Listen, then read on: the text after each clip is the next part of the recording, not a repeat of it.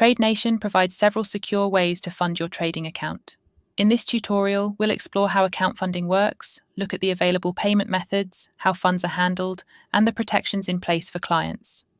Once you've logged into your client portal, you'll find the Payments section where you can access both deposits and withdrawals directly from your account dashboard.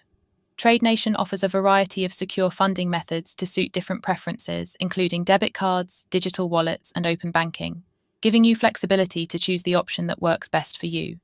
When you make a deposit using a card or wallet, the funds are, in most cases, credited to your account instantly, so you can quickly begin trading on the market and platform of your choice. One of the advantages of depositing with TradeNation is that there are no broker fees charged on deposits or withdrawals, as TradeNation absorbs the processing costs.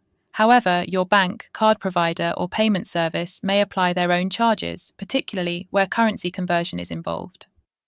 A broad selection of major global currencies is supported, including US dollars, euros, British pounds, and other widely traded denominations. If you have any questions during the process, TradeNation's support team is available to assist via email, live chat, or phone. TradeNation is regulated in multiple jurisdictions, including the FCA in the UK, ASIC in Australia, the FSA in Seychelles, the SCB in the Bahamas, and the FSCA in South Africa. Client funds are held in segregated accounts, kept separate from company funds, and maintained with Tier 1 banks such as Barclays and Santander.